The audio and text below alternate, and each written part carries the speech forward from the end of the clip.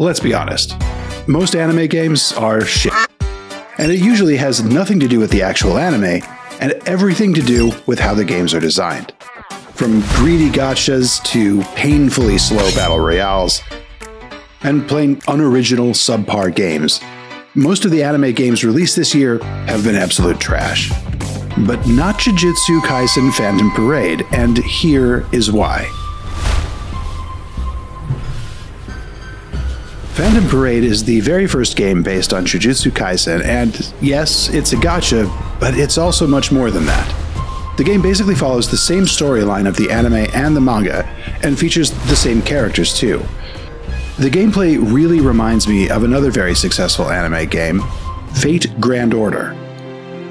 FGO is a turn-based JRPG with some visual novel elements, where players can recruit characters from the Fate anime and manga series and use them to fight enemies on a battlefield. Combat juggles complex strategies like elemental weaknesses, status effects, and more to keep things interesting. And Phantom Parade is basically just like FGO, but with the monsters, characters, and enemies from Jujutsu Kaisen instead. Sounds good, right?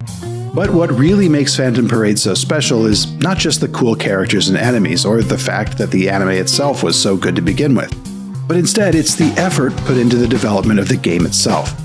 Some scenes have been animated, and others freshly drawn. The actual voice actors from the anime have even voiced entirely new lines for the game. And the storyline has been slightly expanded to account for the different platform and to help the narrative flow better in this setting. Although it does borrow content and characters from the actual show, the developers of Phantom Parade have gone out of their way to make this experience feel fresh and immersive for everyone. And that takes a lot of ingenuity. An anime-adapted game should have all the qualities of a great game: continuous challenge, entertaining narrative, flexible paths, rewarding outcomes, fun gameplay, good visuals and music. But because it is based on an anime, on top of all this, the game should also be able to highlight and translate the sourced content into a format that's digestible and fun for those who are playing the game.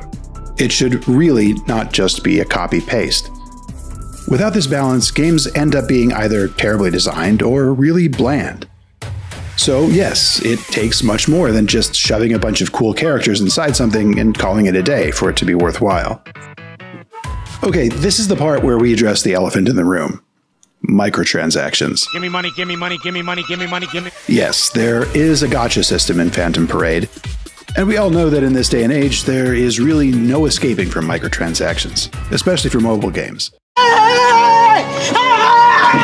But in the case of Phantom Parade, the whole purpose of the game doesn't seem to be stealing people's money, at least not on current release.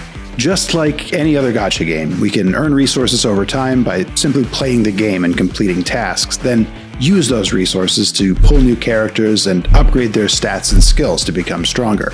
It's all very simple stuff that will come pretty naturally for those that have played gacha games before. The only difference when compared to other gacha games, though, is that Phantom Parade generally seems more generous. You can pull a SSR like Gojo easily by using the SSR character ticket. If you don't like Gojo, re-roll it until you pull the one you want. Besides the gacha system, Phantom Parade gives us plenty of reasons to continue playing. The storyline, gameplay, and content are more than enough to keep us interested for the long term. And I personally believe this should be the goal for every gacha game out there, so that these games can actually become worth spending money on. Shut up and take my money! Well done, Phantom Parade. Well done. There's lots to learn from this game. It's not about experiencing the anime inside a game that makes anime-adapted games good or worth playing. It's about enjoying the game itself that's based on the anime it comes from. And if there'd be more wonderfully made games full of creative components and engaging features, this cursed genre of money-grubbing, time-wasting adaptations would possibly see a better future. And I'd probably save a shitload of money, too.